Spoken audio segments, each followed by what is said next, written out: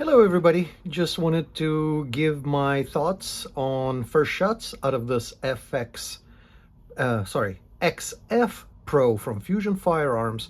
This is what some people refer to as a metal Glock clone, which it is not. So we're just going to go over some of the details and I'm going to give you my opinion of what it was like to take some shots out of it. All right, so let's just make sure that the gun is empty.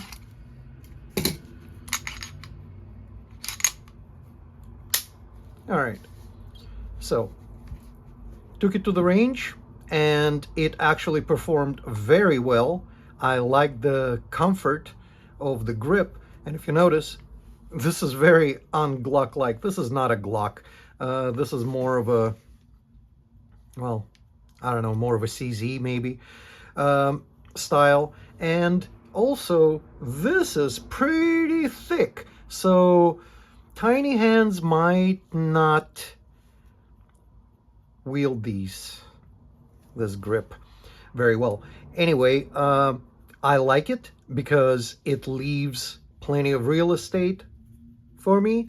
And also would like to mention that this does come with a built-in milled-in gas pedal. All right, that's the good. The bad is that my hands are too small. I cannot reach it. In order to reach this gas pedal with my thumb, I have to give up this real estate. So, is it worth it? Well, I tried moving the light up, leaving me a little bit of space to get my finger for grip right here, and then I can use the gas pedal, a little bit of real estate. I tried it. That does not work for me. You know, I'm 5'9", about 160 pounds. I'm not a huge dude, but my hands are about medium-sized. Medium-sized hands will not reach this gas pedal. It just, for me, it doesn't. I mean, it falls short of it, very well short of it. If you have larger hands, like for example, my brother really enjoyed shooting this thing. His beefy, giant hands really gripped the grip very well. The trigger is better than Glock factory trigger. There is no doubt about it. So let me take this thing off so we take a look at this in all of its glory. All right, coming home, I found that all 4 of the screws came loose, although I did check them before I went to the range and they were tightened up. So there is no Loctite on them yet because I'm not sure if I'm going to settle with these or the black ones that came with the gun. I may put the black ones on. You guys are already familiar with this gun. It's an old metal gun from Fusion Firearms and Ermox. Ermox is a Turkish manufacturer, and you know, I can hear it right now in the comments, people saying, well, you should support American. I do. Now, people who say that I shouldn't buy a gun like this because it's made in Turkey or somewhere else, you guys are forgetting that an American designer designed this gun, and an American imported it, an American is selling it. So there's a bunch of people who are making money who are Americans. Yes, the Turkish factory made some money, of course. But, you know, to say that I'm not supporting America, you know, just because I bought this gun made in Turkey, I think that's kind of a non-starter, you know. Let's see, what else can we go over? It comes with a pick rail, which is very nice. The takedown levers are a lot better than Glock's, and let's take it apart. Let's see how much dirt I put on this thing and what kind of wear did we get after running about 200 rounds through this thing. Let's see, before we take it apart, what else can I say about this? Right, front serrations, rear serrations. It's not very aggressive, but I appreciate that they did it horizontally instead of vertically. You know, for me, horizontal striations are a lot better for my grip. This is not very abrasive. It's not aggressive. I would like mine a little bit more aggressive, but it stays. You know, I had no problem gripping the gun. It's fine. All right, so let's take this down, and we already made sure that the gun is clear. Let's take this down. And yes, it is very Glock-like, but none of the parts from a Glock will fit, except for the barrel, if it's Gen 4 and under, the rear sights, which are Glock dovetail sights, and that's about it. Wanted to mention that the only plastic part on this gun is perhaps this little wedge. No, that's metal. But the mag button, you know, the mag release is plastic, and there's a good reason for that. It uses Glock magazines, and if there was a metal component there, it would definitely damage the mag and wear it out prematurely. Okay, so one great thing that I noticed about this gun, which is, I love it, you know, it's a full rail versus, you know, any polymer that I know of. They got little pads, you know, little rails, tiny little pieces in the front and in the back. This buddy has a full rail. It slides all the way back here. Let's look at the wear. Well, you know what? Let's wipe it down really fast so we can see the wear a little bit better. All right, 200 rounds. Yeah, it's pretty dirty. Well, we're going to do a quick wipe down. We're not going to clean it or anything. I just want to look at the surfaces and see if any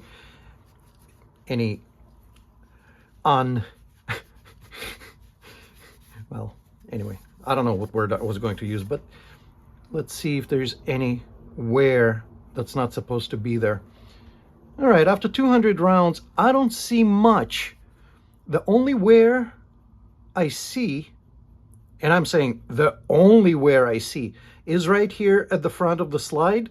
Goes on for about an inch on each side. It looks exactly the same on both sides as far as wear goes.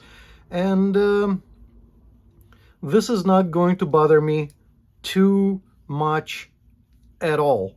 I don't see anything else that's...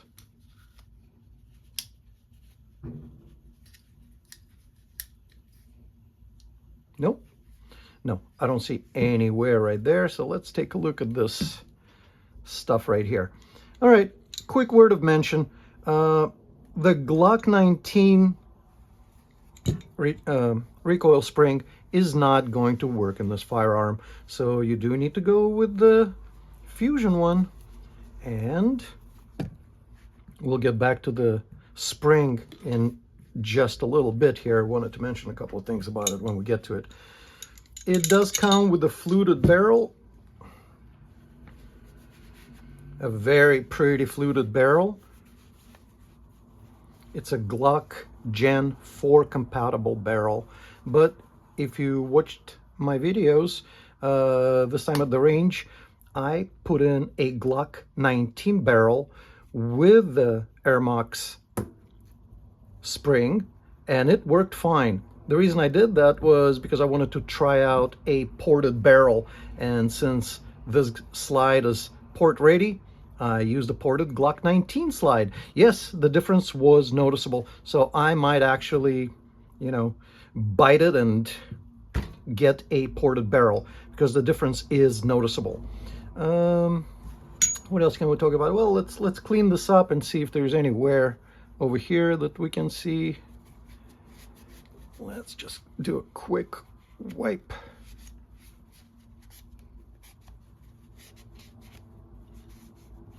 Still lube in there. All right, so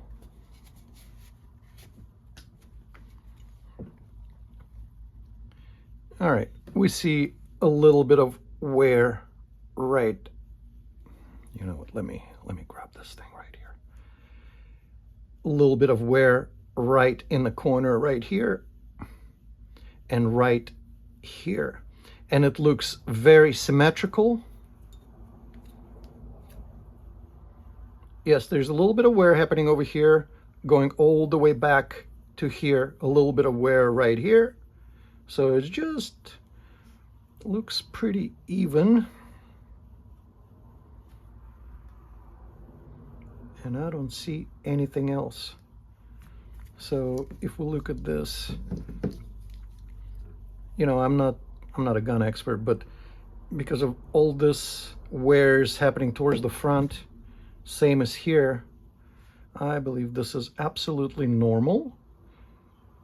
My Glocks all have wear marks. No, I don't see anything that's not a mirror image of itself. So that tells me that it's wearing evenly. I mean, correct me if I'm wrong. As I said before, I am not an expert by any standard. Let's look at the barrel a little bit closer. And the finish is really good. I don't see any wear marks at all after 200 rounds, which is pretty interesting. I expected this to show at least something. That's pretty amazing. Huh. Let's take a look at that ramp. Oh yeah, when I shot it, there were no snags. There were no issues except for 1 out of 200 rounds. And it was because somebody limp wristed it. So there was a failure to feed. And the reason it was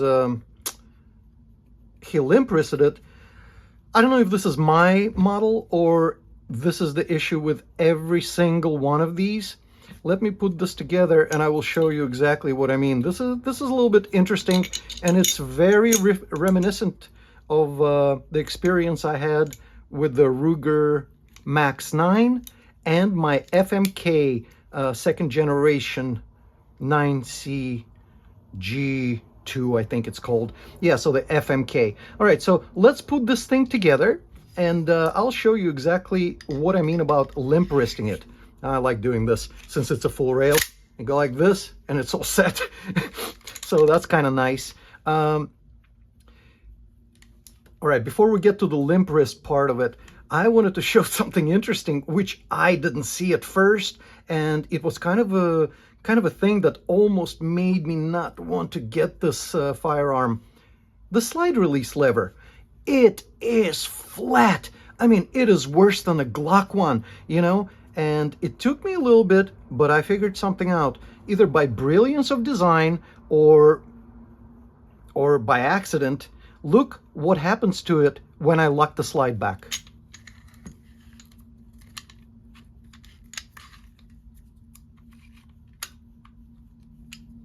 It pops out. Look how far it popped out. Look at that. Now there's no problem with dropping it. So right now it's flat. Once you get the slide back, it pops out. Wow. So that's kind of neat. I mean, that's really neat. Now, let's get to the part about why this pistol, in my opinion, is super easy to limp wrist if you're not holding it right. The spring. In the beginning, the spring is very weak. It feels very weak. Look at this. I mean, this is nothing. I can eighth rack it. You hear that? It's just very loose, very soft spring from start, right? It tightens up once it gets back, right? If you don't sling it when you feed it, you're not going to feed it, okay? So make sure to sling this thing. And why it's reminiscent of my FMK and the Ruger Max 9, both of those pistols do the same exact thing as this one. And if I reset and don't just let the slide go, you see what happens? The slide does not return until the trigger actually resets. So watch the slide. I'm going to reset the trigger. You see that? It just reset and not all the way. So my FMK was doing that. My Ruger was doing that, Ruger Max 9. So it doesn't affect it when you're shooting it. When you're shooting it, you're fine. But in my opinion, because of this very soft take up on the spring, I believe you cannot limp wrist this gun. You have to be firm with it. If you're firm with it, it will fire every time. it was pretty accurate. I did put some cheap high-vis sights in it. You know, they did fine. I really did enjoy shooting this one. There's a little placeholder for your thumb on the other side if you need to. I mean, for your finger. I can't really find anything negative to say about this gun so far, except the damn gas pedal. But then I have to blame my tiny hands. I just can't reach that. I can't. I'm just at the precipice of it. You know, I can't get my thumb all the way over there, and that really bothers me. But you know what? All it means is just I have to look for a gas pedal in another way on another firearm. Shame, but you know, people with bigger hands are really going to enjoy it. It is very ergonomic in your hand, if a little bit fat, but the weight is solid. It is a heavy gun, and you guys have seen that the slide is cut for a ported barrel. There are ported barrels available from Fusion Firearms. I think they're about $130, and I do believe they will come with a replacement spring. I'm not sure if I'm going to go that route. There's some ported Glock barrels available on eBay which will work with the slide, and they're $50, you know, so I don't know if I want to pay triple the price. I already tested the spring. This spring works with a Glock 19 third generation ported barrel. We had no issues with it, so I'm not sure if I'm going to go that way. But I just wanted to mention a couple of things for those of you who are trying or considering buying this firearm. If, you know, when you go to the store and the gun sits okay in your hands, I would recommend it. I would definitely recommend it. Like I said, I was hitting stuff from 15 yards, from 20 yards, and that is something for me. I'm not that great of a shot. The weight of the gun makes it a lot more steady in my hand. Well, not a lot, a little. It feels a little steadier than my Glocks. Well, maybe not my Glock 30, which is a 45 ACP. The weight of the magazine alone over there adds. But I really enjoyed it. I really had a good time with this one. And, you know, I may be biased because it's my gun. And, you know, if you watch my channel for a little while, you know, I like almost every firearm that I have. But maybe that's why I do a little bit of research and I get stuff that I like. This one was a little bit different. This one I saw a picture of and I thought, man, that looks pretty cool. And then I read a few reviews, read about a better trigger, so that it has a rail, cut slide. Oh, forgot to mention, it's optics ready. I would have to look up exactly what optic footprint this is, but I believe it came with 2 different plates. And I'm not a big optics guy. I like my iron sights. Yeah, very fuddy. I know. I didn't say funny. I said fuddy. But that's okay. You can call me a fud. You can call me a fud all you want. I'll just have to make more revolver and 1911 videos. So what am I going to do right now? I'm going to consider whether to keep it like this or replace the grips with black. What do you guys think? Solid black, same texture, or leave these on? And also, should I get a $50 eBay Glock barrel, or should I bite the bullet and get $130 with a replacement recoil spring and just pay $130 and just say, whatever? Let me know. What would you do? Keep the grips? Get rid of them? Keep this barrel? Because, you know, the ported barrel from Fusion Firearms, even though it is fluted, the flutes are not as thick. They're tiny lines, and I don't like it as much. But it does look like it's cut. You know, the portholes are cut very interestingly from Fusion Firearms. They're concentric ovals, starting from a large one over here, back towards the rear of the gun, and they slowly become smaller. If I'm not mistaken, I think there are 4, maybe 5 ovals cut out in the Fusion Firearms barrel. Yeah, I like it. I like it. Guys, I want to hear your thoughts. Leave me something below. would you consider getting something like this? Oh, and by the way, 10 round California compliant magazines.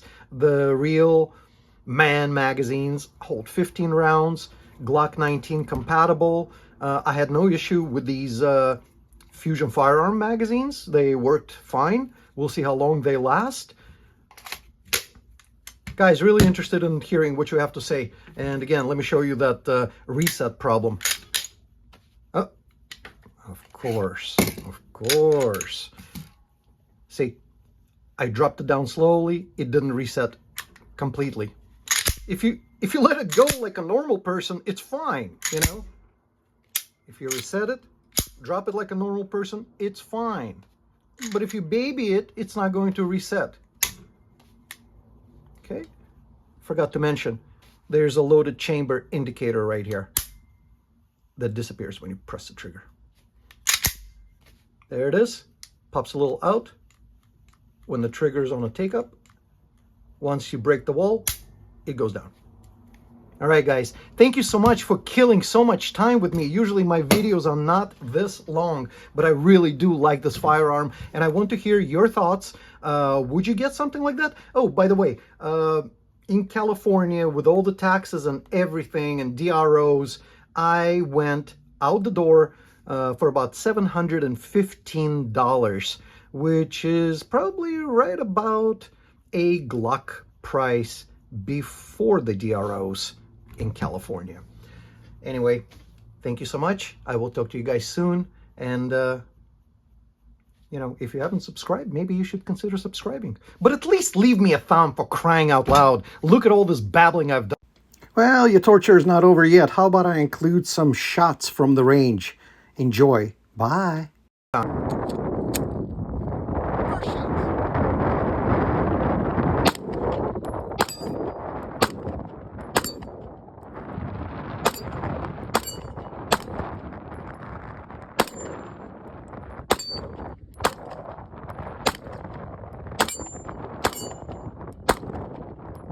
FX-Pro.